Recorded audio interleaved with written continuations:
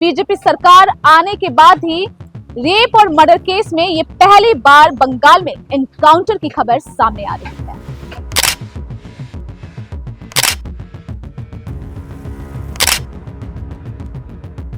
Baruipur case का हर अध्याय नए सवाल छोड़ रहा है।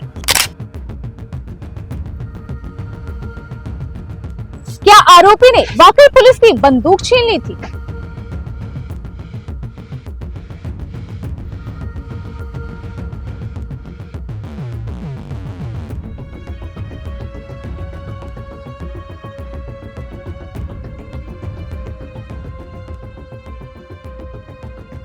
आखिर में क्या हुआ उस रात? कैसे क्राइम सीन एनकाउंटर के मैदान में बदल गया?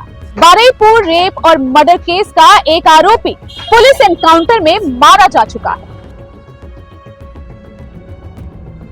हथकड़ी में वो आरोपी जिस पर एक मासूम की जिंदगी छीन लेने का आरोप था। मकसद था अपराध स्थल का पूर्ण निर्माण, यानी कि रिकंस्ट्रक्शन, ताकि उस खौफनाक वारदात की हर कड़ी को जोड़ा जा सके। लेकिन किसी ने भी ये नहीं सोचा था कि कुछ ही मिनटों में वहां गोलियां चलेगी और कहानी में जो एक आरोपी है उसकी मौत हो जाएगी। आखिर में क्या हुआ उस रात? कैसे क्राइम सीन एनकाउंटर के मैदान में बदल गया? रात के करीब 12:45 बारुईपुर के सूर्यपुर इलाके में पुलिस की टीम एक आरोपी को लेकर पहुंचती है। ये कोई आम आरोपी नहीं था, बल्कि वही शख्स जिस पर एक नाबालिग के साथ दरिंदगी और उसकी हत्या का आरोप था, जिसका नाम है प्रभास मंडल। पुलिस का मकसद साफ था, आरोपी को घटनास्थल पर ले जाकर क्राइम रिकंस्ट्रक्शन करने का, ताकि उस खौफनाक रात की हर कड़ी को जोड़ा जा सके और जांच को अंतिम मुकाम तक पहुंचाया जा सके। लेकिन जैसे ही पुलिस टीम घटनास्थल पर पहुंची, कहानी ने ऐसा मोड़ लिया जिसकी शायद किसी ने कल्पना भी नहीं की थी। पुलिस के मुताबिक रिकंस्ट्रक्शन शुरू होने से ठीक पहले प्रभास मंडल ने अचानक एक पुलिसकर्मी के सर्विस रिवॉल्वर छीन ली और फायरिंग करना शुरू कर दिया। कुछ ही सेकंड के भीतर उसने पुलिस टीम की तरफ निशाना साधा और एक राउंड फायर कर दिया। पुलिस टीम में अफरा तफरी मच गई और इसी अफरा तफरी का फायदा उठाकर आरोपी ने मौके से भागने की कोशिश की, लेकिन हथियार आरोपी के हाथ में था। पुलिस के सामने सबसे बड़ी चुनौती थी अपनी जान बचाना और आरोपी को फरार होने से रोकना। पुलिस का दावा है कि कई बार चेतावनी देने के बावजूद जब आरोपी नहीं रुका, तब आत्मरक्षा में जवाबी फायरिंग की गई। पुलिस की गोली सीधे प्रभास मंडल को लगी। घायल आरोपी को तुरंत अस्पताल ले जाया गया, लेकिन डॉक्टरों ने उसे मृत घोषित कर दिया।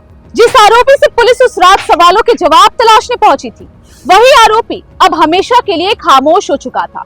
क्या प्रभास मंडल खुद को कोई गैंगस्टर समझ बैठा था, जो पुलिस के बीच से हथियार छीनकर फायरिंग करने की कोशिश कर बैठा, या फिर ये पूरा घटनाक्रम अब उसी यूपी मॉडल की बहस को फिर से हवा देगा, जिसकी चर्चा विपक्ष लंबे समय से करता रहा है? दिलचस्प बात यह है कि कुछ ही घंटों पहले बीजेपी नेता और पश्चिम बंगाल के सीएम शुभेंदु अधिकारी ने कहा था, सुबह जमा और रात में खर्च। उनका ये बयान सच होता दिखा। पुलिस ने इस पूरी कार्रवाई को आत्मरक्षा में उठाया कदम बताया है। घटनास्थल से हथियार बरामद कर लिया गया है और पूरे घटनाक्रम की कानूनी प्रक्रिया शुरू कर दी गई है। यहाँ तक कि आरोपी प्रभास की मां ने कहा है कि वो अपने बेटे की बॉडी लाने भी नहीं जाएगी। आरोपी प्रभास की मां संध्या मंडल ने कहा, मां को तो दुख होगा, लेकिन उसने जो किया उसका फल मिल गया। जिस तरह उसने लड़की को टॉर्चर किया, उससे उसकी मौत हुई, ये अच्छा है।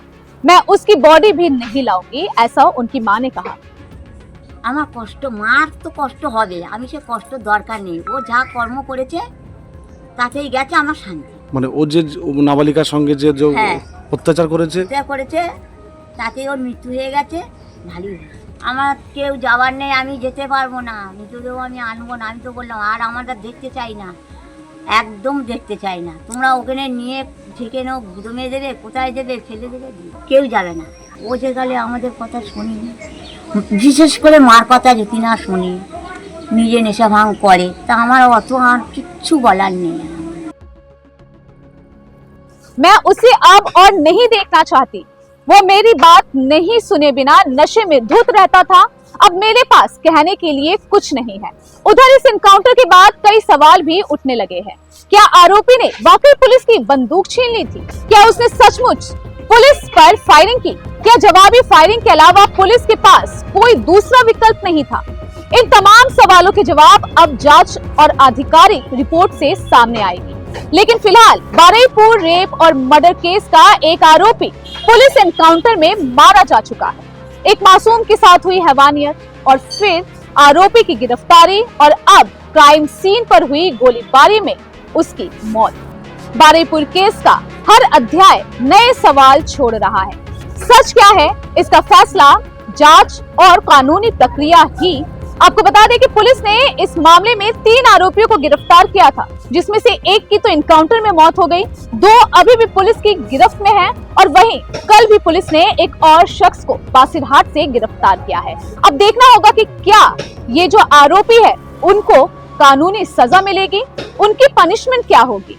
और जैसा कि कल मुख्यमंत्री शुभेंदु अधिकारी ने भी कहा था, जितने भी लोग इस मामले में शामिल है उन सबको गिरफ्तार किया जाएगा और सख्त से सख्त कानूनी कार्रवाई होगी। लेकिन बीजेपी सरकार आने के बाद ही रेप और मर्डर केस में ये पहली बार बंगाल में एनकाउंटर की खबर सामने आ रही है।